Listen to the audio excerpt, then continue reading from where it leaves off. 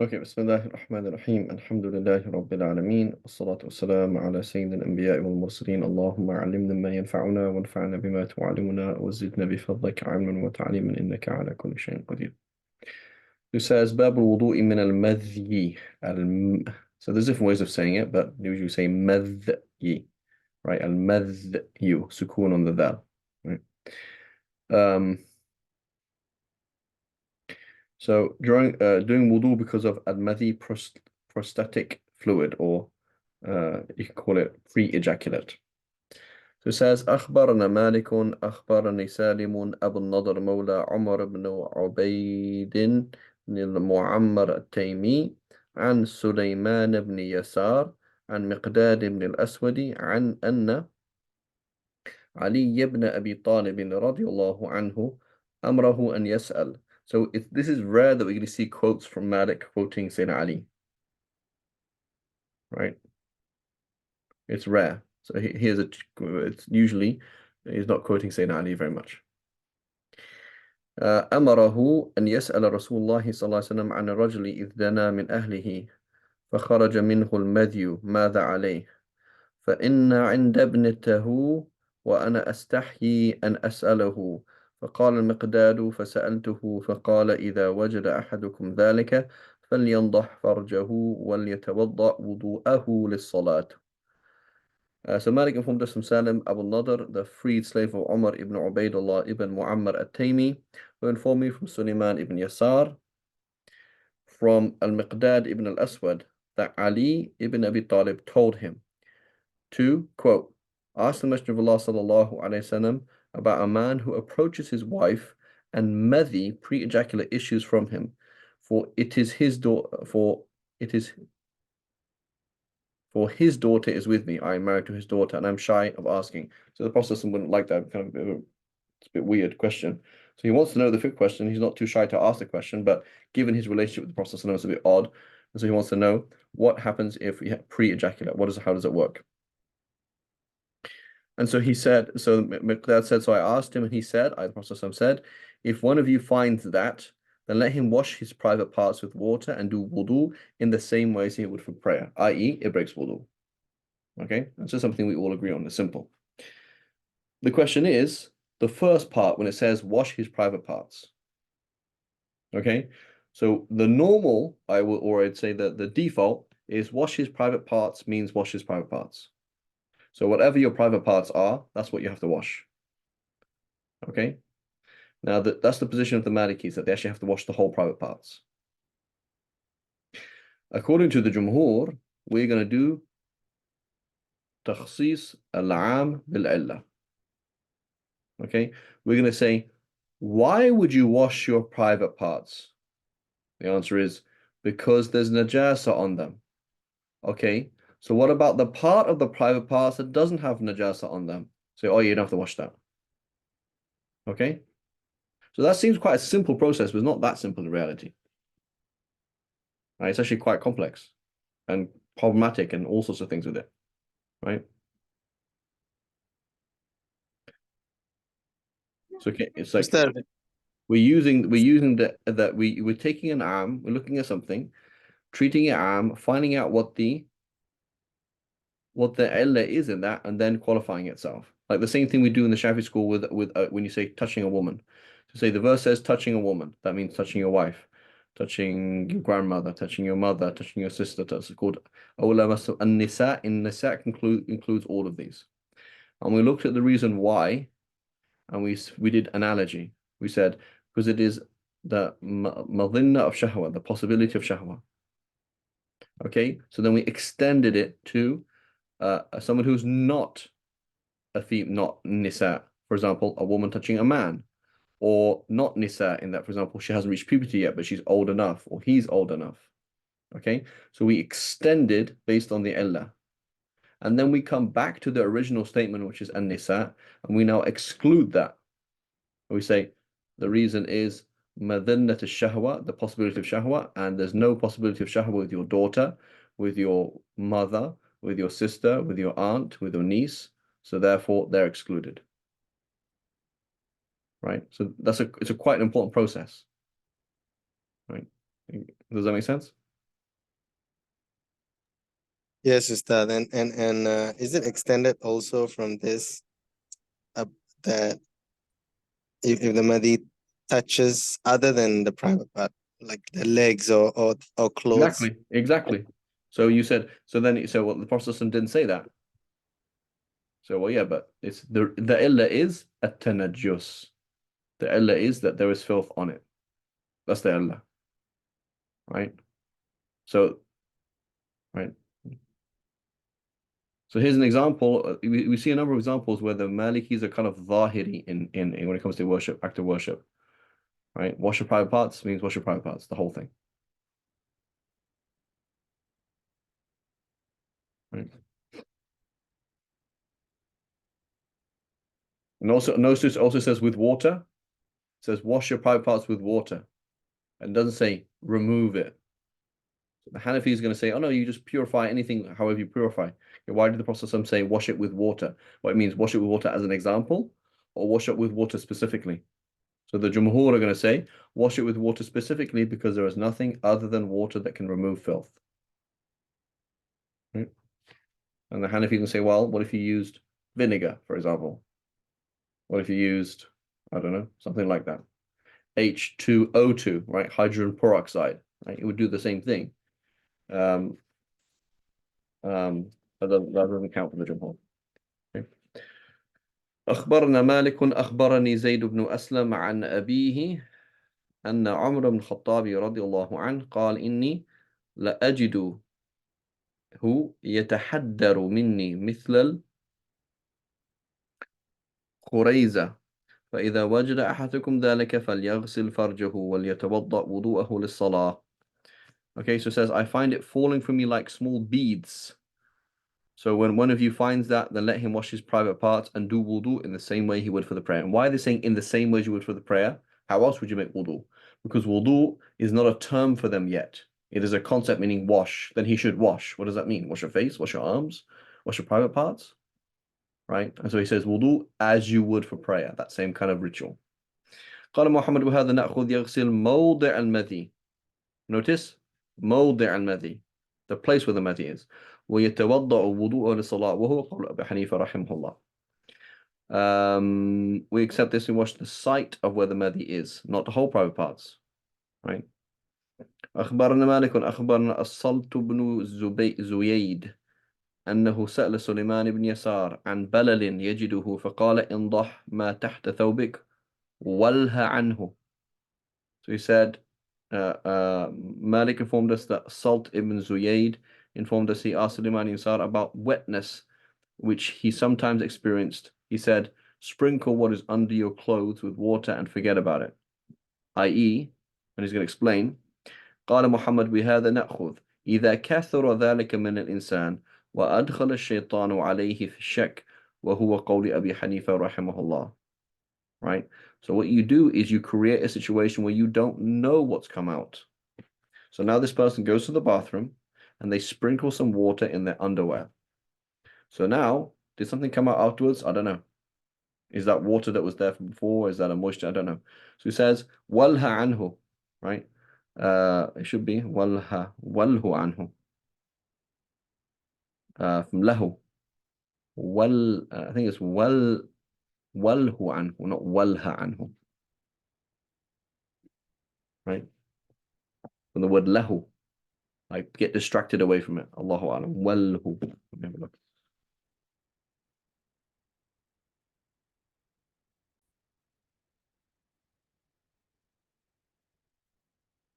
Okay.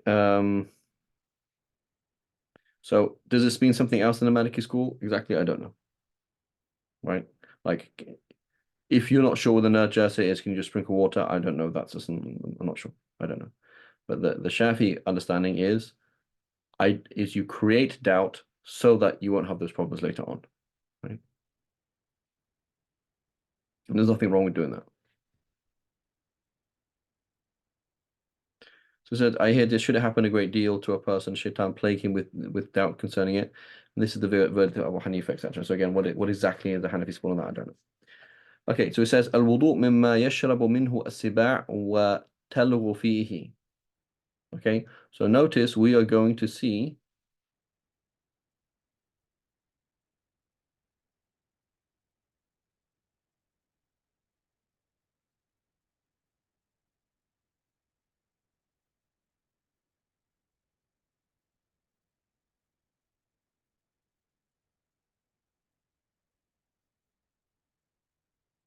Where's the specific issue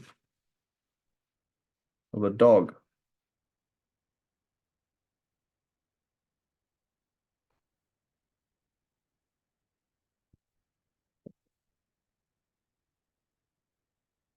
Imam Malik, where's his dog? Dog, dog.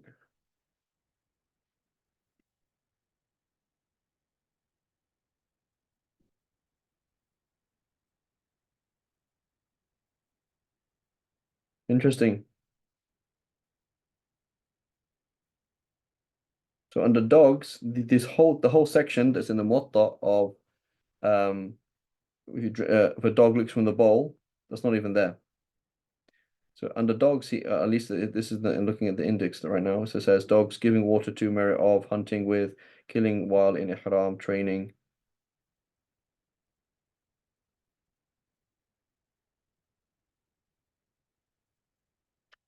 Allahu A'lam.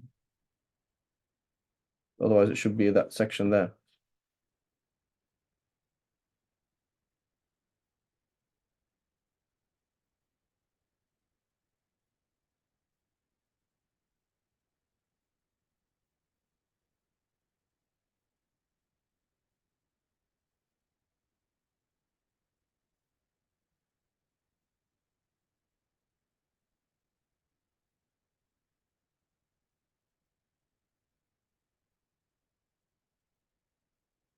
There's an issue of a dog drinking from water, a cat drinking from water, but I don't see,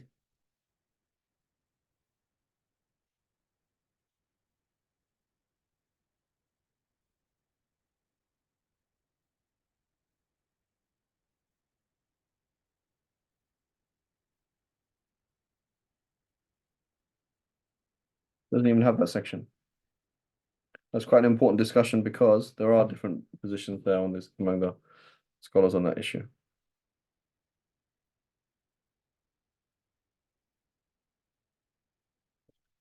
Um,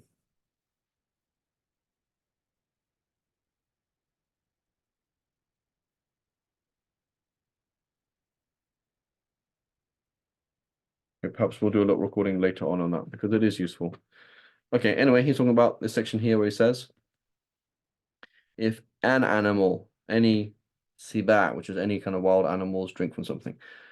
Okay, so he says, أخبرنا مالك أخبرنا يحيى بن سعيد الأنصاري عن محمد بن إبراهيم بن الحارث التيمي عن يحيى بن عبد الرحمن بن حاطب ابن أبي بلتعة أن عمر بن الخطاب رضي الله عنه خرج في ركب فيهن فيهم عمرو بن العاص حتى وردوا حوضا فقال عمرو بن العاص يا صاحب الحوض هل ترد حوضك السباع وقال عمر بن الخطاب يا صاحب الحوض لا تخبرنا فإنا نرد عن السباع ولا وترد علينا. Okay. So he said, Malik said, informed us informed us, Yahya ibn Sa'id informed us from Muhammad ibn Ibrahim al-Harith ibn Taymi, from Yahya ibn Abd al-Rahman ibn Hatib, ibn Abi Balta'a, that Umar al-Khattab rode out in a group, among whom was Amr ibn As, Sahabi, till they came to a pond. Whereupon Amr ibn As said, O person of the pond, but you who is next to this pond, do predators come down to your pond? I.e., is it safe to drink from, but do predators come there, making it filthy with their saliva because they eat blood and eat dead animals? Whereupon Umar ibn Khattab said, O person of the pond, don't tell us, for we come down to water after predators and they come down to us. I.e., this is something that happens and therefore it is overlooked. We don't need to know if a leopard has killed a gazelle and then had blood on its mouth and then it came and drank from it. It doesn't matter. Why? Because a large body of water does not become filthy through contact with filth, right? Okay, so this is something that we all agree on. Right? It doesn't matter how that works, so don't worry about it anyway. قال قال محمد إذا كان الحوض عظيما إن حركته منه ناحية لم تتحرك به الناحية الأخرى لم تفسد ذلك الماء ما ولغ فيه من سبع ولا ما وقع فيه من قذر إلا أن يغلب على ريح أو طعم فإذا كان حوضا صغيرا إن حركته منه ناحية تحركت الناحية الأخرى فولغ فيه السباع أو وقع فيه القذر لا يتوضأ منه. ألا يرى أن عمر بن الخطاب رضي الله عنه كره أن يخبره ونهاه عن ذلك. وهذا كله قول أبي حنيفة رحمه الله. Muhammad said, if the pond is very large, okay, so here there's an issue of debate. Okay, what does a large body of water mean? So the Hanafis, they have a definition. Okay, they have a certain definition. And so he's calling it large, right? So here you're not really going to see that whole discussion between the Hanafis here. What does large body of water mean? But he defines it one way. He says, if the pond is very large, such that when water on one side of it is disturbed, the ripples do not reach the other side, then no predatory animal which laps from it or filth which falls into it befouls that water, makes it najas, unless it causes its smell to taste or change. If the pond is small, such that when the water on one side of it disturbs the ripples on the other, then when predators lap from it or filth falls into it, it should not be used to do wudu. It should be noted that Umar al-Khattab did not want the owner of the pond to tell him about it and prohibited from doing so. Abu Hanifa's verdict is according to all of this. May Allah have mercy on him. Okay, so he's saying a large body of water, if it comes into contact with something that's filthy, such as the mouth of a predatory animal that would have killed and etc., then it's going to become filthy. Right? If it's a small body of water, it's going to become filthy. Otherwise, it's not. What is the definition? Is that it's so big that if the ripples wouldn't really cross it. Okay. Now, for the Malikis, in reality, it's very different. For the Malikis, water doesn't become filthy, whether it's large or small, until it changes. So for them, it doesn't matter if it's large or small. No difference. Right? And this is a position of a number of the Shafis. Imam Ghazali kind of adopted it, and one of the Baydawi, others of the Shafi'is kind of adopted that as their personal opinion based on a hadith that the Prophet said water does not become filthy by anything, i.e., unless you can see or smell the filth in that thing, then or taste it, then it's fine, even if it touches it. Now, the position of the Shafi'is is like that position of the Hanbalis and the Maliki and the Hanafis, is that there's such thing as large amount of water, small amount of water. A large amount of water becomes filthy through change. Small amount of water becomes filthy through contact, right? But the issue is their definition is different. The definition for the Shafis is based on the hadith إذا بلغ الماء ماء قلتين لم يحمل الخبث, that when water reaches 2 qullas, which is approximately 216 liters, right? It's like a small bathtub.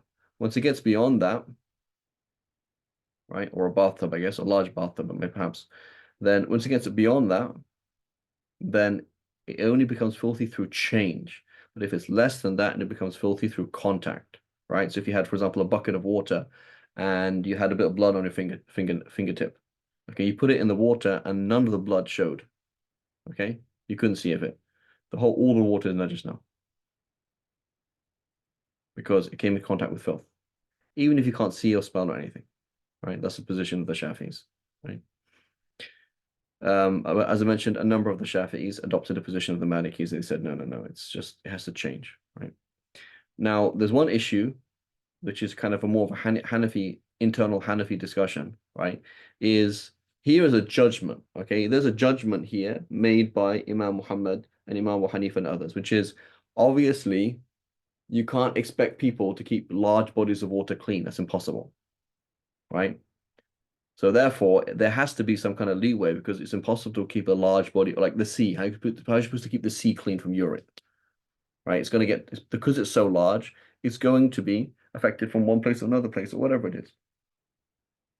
So that's the kind of judgment. The question is then how small does it have to be for that to shift and say no, it could avoid it, right? And so the Hanafis, it seems that they have a kind of ijtihad. And that's why so underline or the word seems, and under the word some late Hanafis, they adopted the Shafi position. They said, listen, our scholars, they did an estimation because there was no hadith. Okay, there's no hadith. And they just did an estimation of what's a large body of water. For example, this estimation, right? Something else. And I believe in the Hanafi school as well, there's other discussions as well. It's not even this. Allahu A'lam. But they had an estimation anyway. There is a Sahih hadith, and it is well known to us now, and we should apply it like the Shafis did, and we should say if it is 216 liters or more, then it is large about a large body of water, and therefore it can only become filthy through change. But if it's a small amount of water, like half a bathtub, like a bucket of water, like a glass, then it becomes filthy through mere contact, right? As long as it contacts filth, that's enough. Right? And so some late Hanafis have that position. Allahu a'lam. Okay. And then he says, Al-wudu bima al-bahr. So again, this discussion here might seem really strange. Like, why are you even talking about that? So here we are in the 14th century Hijri or 15th century Hijri. There's not really a discussion. Like, can you make wudu with seawater? Like, why not? Why couldn't you make wudu with seawater? But at the time of Imam Malik, you're going to find people challenging this and say, no, you can't do that. Right? So I believe even Ibn Umar, right? So you'd imagine perhaps maybe some people in Medina following Ibn Umar, because so much of the fiqh of Medina is from Ibn Umar, that he is quoted to have said, it is fire. Health, the sea of the water, seawater is fire, meaning it's like, how could that purify you? It hurts you, right? You put seawater, salt water on your face, it hurts you, right? And it's horrible to your mouth, right? How could you do that? So that's not purifying, right? That doesn't make any sense. So he's telling us, no, whatever you've heard is wrong. It is totally fine to use seawater to make wudu and ghusl, etc.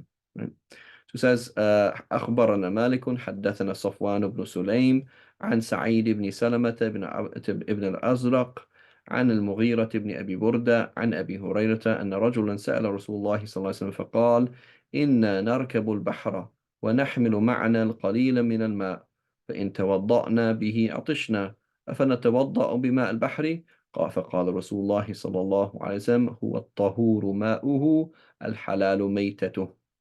So Imam Malik, he said, Safwan ibn Sulaym narrated to us from Sa'ad ibn Salama ibn al-Azraq, from al-Mughira ibn Abi Burda, from Abu Huraira, that a man asked the Messenger of Allah sallallahu alaihi wasallam, saying, we go to sea taking only a little water with us. So if we do wudu with it, we will get thirsty. Shall we do wudu with seawater? The Messenger of Allah sallallahu alaihi wasallam said, its water is pure, or you could translate it is purifying, and its dead is halal. Its carrion is halal, right? So the Prophet not only answered the question saying that its water is pure and purifying, A, so you can make you can make wudu with this thing and it's fine, A, but B, on top of that, the filth of the sea, so to speak, the carrion of the sea. If you saw any dead animals in the sea, they're totally fine to eat. They're fine to eat. So you see a dead fish, right? So could you hunt? The people go sometimes they do fishing with dynamite, right? I don't know if that's legal, right? But they'll do that, right? But throw dynamite into a lake, and then all this fish come to the surface, right? And just scoop it up. Is that halal? It's halal, right? As long as it doesn't harm the environment, as long as it's not illegal, something that's it's fine, right? As long as you're not going to do anything crazy. But so could you any animal of the sea, it's fine to eat however you want. So its carrion is fine, as opposed to roadkill, right? You just drove into a deer right now, and it's dying in front of you. Can you eat it? No, you can't, right? Its carrion is not edible. And he says قال محمد بهذا نأخذ ماء البحر طهور كغيره من المياه وهو قول أبي حنيفة رحمه الله والعامة. Notice the phrase he uses. So he says we adhere to this. Sea water is pure just as other water is. This is the verdict of Abu Hanifa, may Allah protect him, and of our fuqaha in general. Notice our fuqaha, i.e. the Kufans in general, i.e. we did not start the Hanafi school. The Hanafi school started before us, right? And it's called the Hanafi school because of the key individual, but it doesn't make it Hanafi. It's not something specific to Imam Abu Hanifa, right? And so again, this sounds strange, right? And you would at this time, you say, okay, it's interesting. Imam Abu Hanifa says this, Imam Muhammad says this, Imam Malik says this. But you're going to find other people at that time who did not hold that view. But then by the time of the next generation, let's go to the generation of Imam Shafi'i, or the next generation of Imam Ahmad, or the generation after that, Imam Bukhari, and generation after that, right? Going to the next generation, and it's got like nobody's saying these positions. So this is very important. There is this process that's happening, a process, a number of processing, codifying and editing. What exactly is the deen? Like, give me in super detail, and it gets more and more detailed all the time. Right? Exactly what are you talking about? It's halal and haram and wudu and these things. Exactly, really, really, really detailed. A and B, what is not the deen? So there's certain positions you will find Sahaba saying things, Tabi'een saying things, and then over time, like so that's actually wrong. And we think it's wrong, and they think it's wrong, and this group, and then khalas. And then we get down to the form of dhahib, right? So that's why somebody comes along today and they say, what is halal and what is haram? Your source is the form of dhahib. If you go outside the form of dhahib, you don't have a system. You don't have a list of what we're actually talking about. Like, what is a halal mortgage? So I'm either going to use the Shafi school, Maliki school, this to work it out. Otherwise, if I go outside of those, I'm going to a fringe opinion. If it exists, it will be A, unclear, B, disagreed with, right? Because this process of editing out fringe opinions, for example, somebody saying you can't use seawater, and so the Hanafi say no, it's totally fine. Maliki say it's totally fine. Shafi say totally fine. Hanbali say totally fine. And it's like somebody comes along and says no, it's not okay. It's like you're just wrong, right? We've already edited that out. So unfortunately today people are saying no. Why form a dhahib? That didn't exist during the time of the Prophet, so we don't need that. So they're going to go back and reopen closed files. That makes sense. We've already discussed that. We've already said that's wrong. Now we're going to reopen up. Why not? Right? And it depends how far you want to go back and how fundamental, right? So somebody who's super liberal, for example, super liberal, we say, where does Allah define gender in the Quran? Right? You say, well, that's kind of what we're talking about. Like that's pretty clear. And no, I don't believe that, your way of I'm non-binary. I don't believe in that. Allah subhanahu wa ta'ala has defined that, right? So that's very extreme.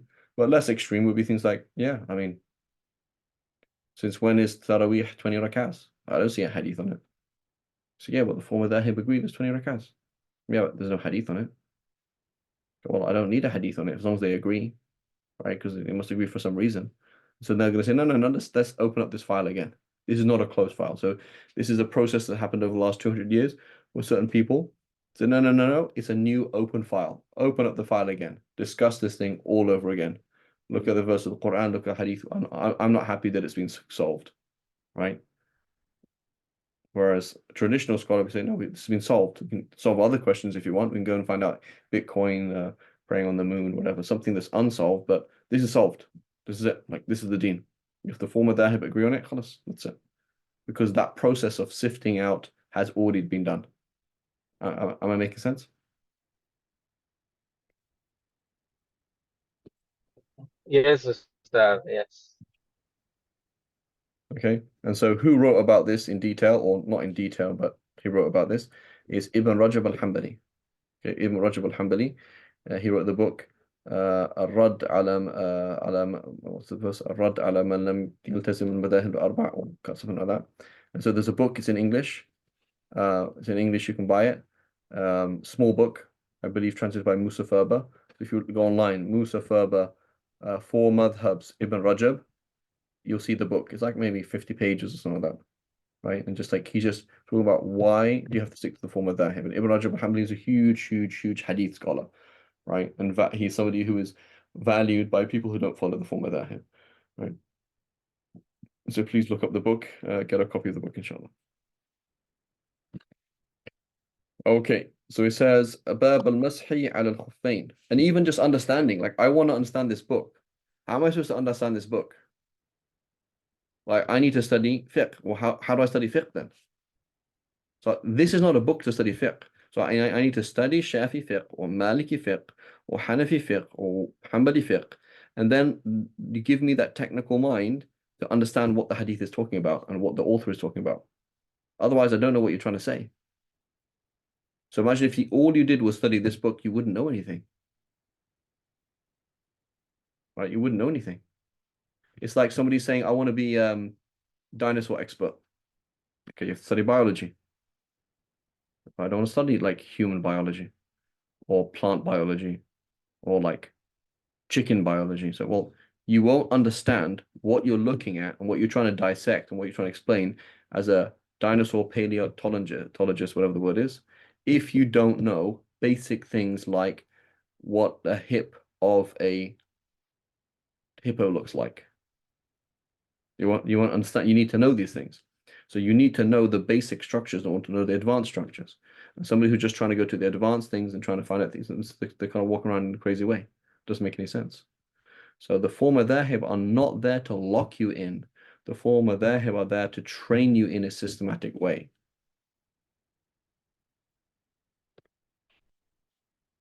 Okay, so it says باب الوضوء بماء البحر. We did that. So it says باب المسح على الخفين, wiping on leather socks, or you could say light socks.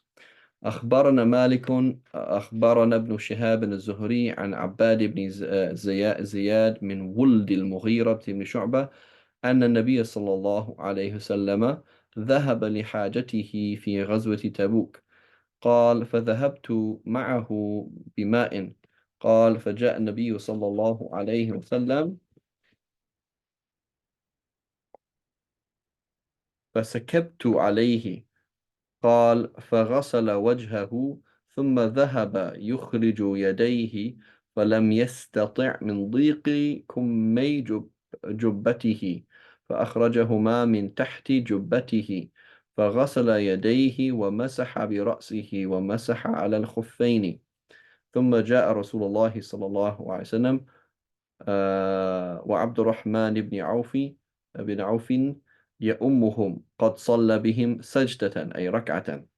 فصلى معهم رسول الله صلى الله عليه وسلم ثم صلى الركعة التي بقيت ففزع الناس له ثم قال لهم قد أحسنتم. So Malik ibn Anas said, Ibn Shihab al-Zuhri told us that Abbad ibn Ziyad from the children of Mughira ibn Shu'bah said that the Messenger of Allah sallallahu alaihi wasallam went to relieve himself during the expedition of Tabuk. So he's on a journey, okay? He's on a journey and he's going to relieve himself. I break wudu. He, Al-Mughira, said, so I went with him carrying some water. He continued, then the Prophet ﷺ came and I poured water for him. He washed his face and then he tried to bring out his arms but could not due to the narrowness of the sleeves of his robe-like garment. So he brought them out from underneath his garment and washed his arms, wiped his head, and not washed, wiped his leather socks. Then the Messenger of Allah ﷺ came, and Abdurrahman ibn Auf was leading the prayer, having already had prostrated once with them. I had done one sajda, one rak'ah. So the Messenger of Allah ﷺ prayed with them and then stood up and prayed the remaining rak'ah. So the people were alarmed, says, oh my God, we didn't know he was there. And he said, it's okay, you've done well. Okay, i.e., if you are wearing socks that fulfill certain conditions, then you can wipe on them and you do not have to wash over them if you already had wudu before that. And we'll discuss that in a second. أخبرنا مالك حدثنا سعيد بن عبد الرحمن بن رقيش أنه قال رأيت أنس بن مالك أتى قباء فبال ثم أتى بماء فتوضأ فغسل وجهه ويديه إلى المرفقين ومسح برأسه ثم مسح على الخفين ثم صلى. So said Malik said that Sa'id ibn Abdurrahman ibn Ruqaysh said that to us, he said, I saw, so this is Imam Malik, saw somebody who saw a Sahabi. Okay? You saw somebody who saw a student of the Prophet ﷺ. Just like he studies with Zuhri, right? Malik from Zuhri. Zuhri saw Anas as well, right? And who else saw Anas? Imam Abu Hanifa himself, right? So Imam Abu Hanifa was maybe 10 when Saint Anas passed away, right? So to understand where and when, Imam Abu Hanifa is. So he says, he urinated and then water was brought and he did wudu. He washed his face and his arms to the elbows, wiped his feet, wiped over his leather socks and then prayed. أخبرنا مالك حدثنا نافع وعبد الله بن دينار أن عبد الله بن عمر قدم الكوفة على سعد بن أبي وقاص وهو أميرها، فرآه عبد الله وهو يمسح على الخفين، فأنكر ذلك عليه، فقال له: سل أباك إذا قدمت عليه. فنسي عبد الله أن يسأله حتى قدم سعد، فقال: أسألت أباك؟ قال: لا. فسأله عبد الله فقال: إذا أدخلت رجليك في الخفين وهما طاهران فامسح عليهما. قال عبد الله: وإن جاء أحد من الغائط؟ قال: وإن جاء أحد من الغائط. So Malik informed us, saying that Nafi' and Abdullah ibn Umar, Abdullah ibn Dinar. So these one of the most strongest narrators from Abdullah from Abdullah ibn Umar. So Malik is narrating from Nafi', the freed slave ibn Umar, or Abdullah ibn Dinar, right? And I believe Dinar was also a slave, by the way, right? They often have names like that, Dinar. Allahu Alam. Just quickly look him up. Should ask Siri, right? Siri, is this hadith sahih? Siri, is this halal? Abdullah ibn Umar. Right? They say in Arabic, Man kana shaykhuhu kitabuhu, fashaytanu shaykhuhu. Whoever's shaykh is a book, like everything he has is just from books. He hasn't studied with anybody, he's just read books. Then the shaitan is his shaykh. So by a better right,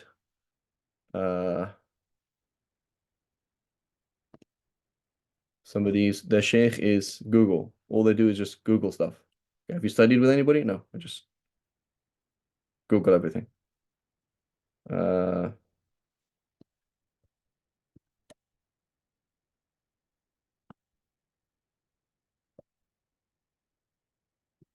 ibn Dinar.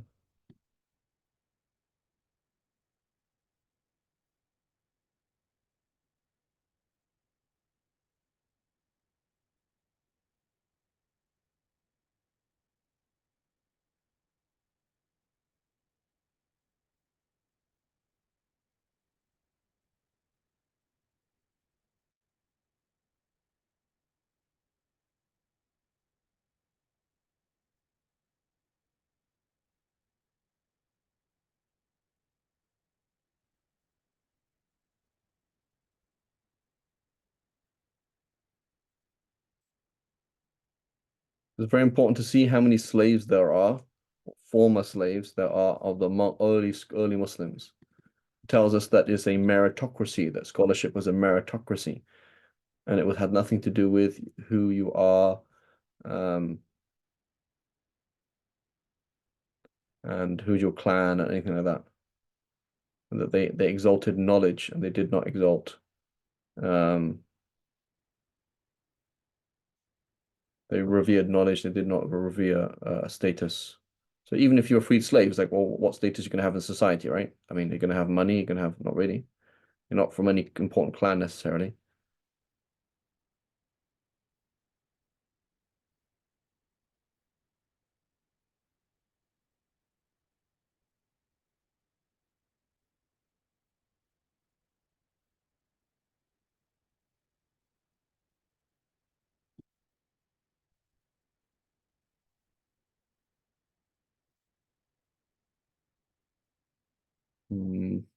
Abdullah ibn Dinar. I'm just looking him up in a diction in Sir A'lam Nubala by Imam al-Dhahabi.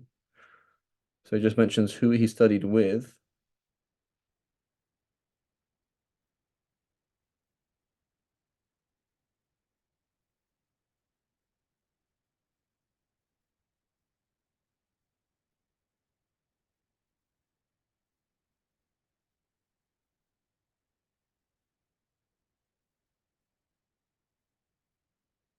Doesn't say.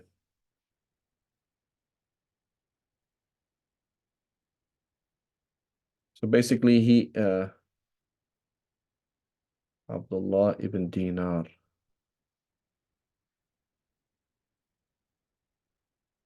But I think his name is Dinar.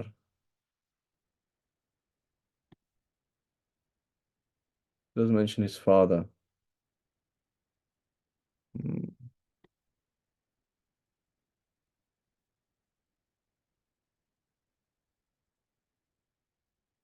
Look him up in Ibn Sa'd, perhaps. So Ibn Sa'd has a biography, Tabaqat Ibn Sa'd.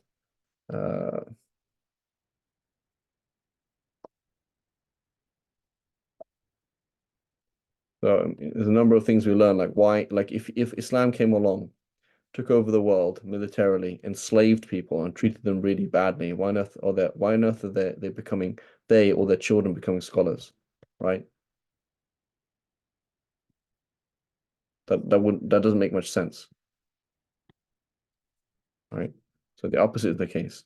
These people are valuing Islam and A, promoting it, and B, being as I mentioned before, being dealt with in a meritocratic way, such that they are revered because of their knowledge and irrespective of the fact that they used to be a slave or that their forefathers were slaves and all that. Totally irrelevant. Um, double part inside.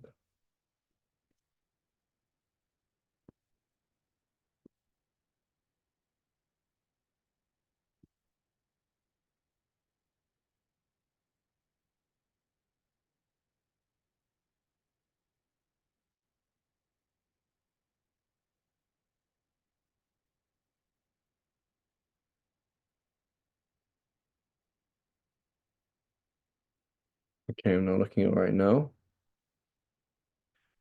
Abdullah ibn Dinar. That's it.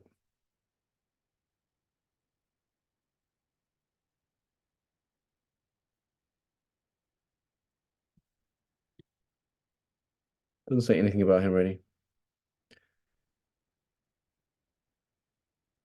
says he's the freed slave of Abdullah ibn Umar ibn Khattab. Right, like Nafi'. It doesn't say who his slave. So he was a free slave anyway. So I don't know. Is his father a slave as well? I don't know. But I think the name Dinar is used like a slave's name. So they often had that. Well, in the Jahiliyyah and in Islam, they used to name their slaves with nice names because they had this idea that basically, um, in a tough world of the Jahiliyyah, you had to have tough names. And so, because you have to be tough and rough, and that's something good. It's good to be tough and rough and to assert your authority over people and conquer other people and be people be scared of you. So you name your children things like Kalb, dog, and Sakhar, Boulder, or Harb, right? What's the name? Harb. Like you name your child War, right? But then you name your slaves nice names like Ata, giving, or Salim, like nice. They have like nice names. So like Dinar is a nice name, right? Soft name. So that was a kind of thing that they used to do. Wallahu alam. But anyway, um, that's what's happening here. So Nafi', the freed slave of Ibn Umar, and Dinar, the freed slave of Ibn Umar. So notice, if it was not a meritocracy, who would be telling us this hadith? His son, Salim, right? Salim ibn Abdullah is also a scholar. Why didn't he tell us the hadith? Because he doesn't know as much as these people, right? So the grandson of Umar ibn Khattab, Salim, among other grandsons, but Salim, he narrates from his father as well. So why aren't we hearing him as much as we hear these people? These two slaves, as opposed to anybody else, right? It's interesting, right?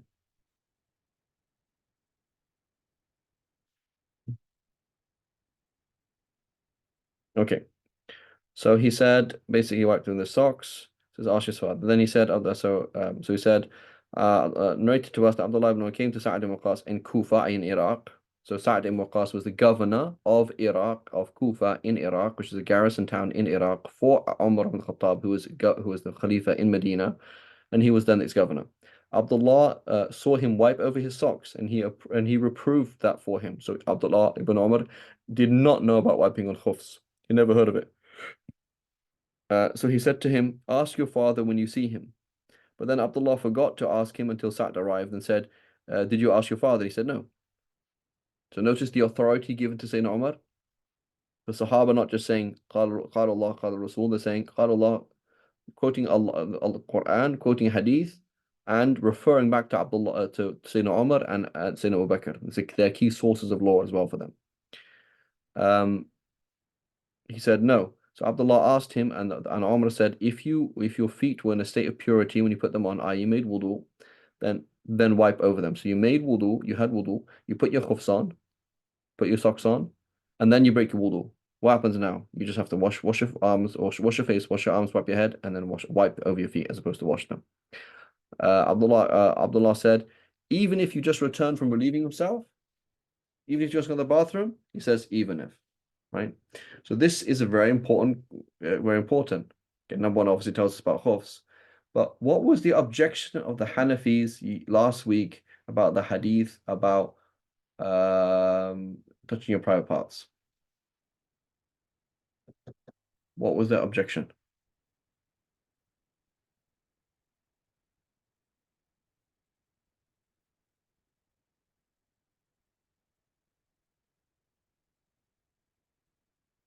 Seriously, could you repeat? So the question was that last week we mentioned that the Hanafis had a certain principle that they used to reject the hadith that we quoted, saying that if you touch your private parts, you have to make wudu. Yes. What was the principle? That the private part is just like any part of the body. Yeah, that was their conclusion, but what was their principle?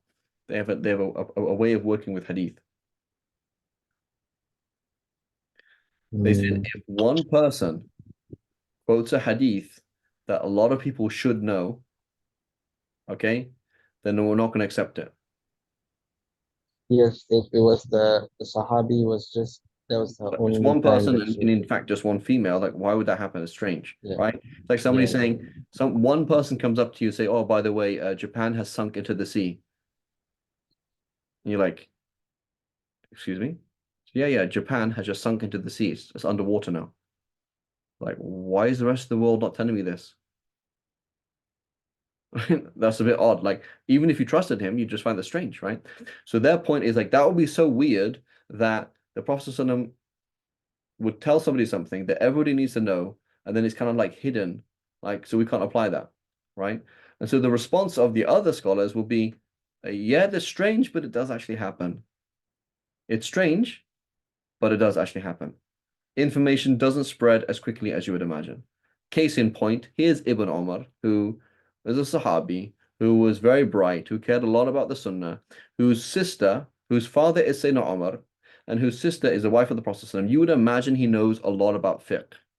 How can he not know this and have to learn it from a Sahabi when he travels to Kufa? That's odd, right? That's odd. Okay?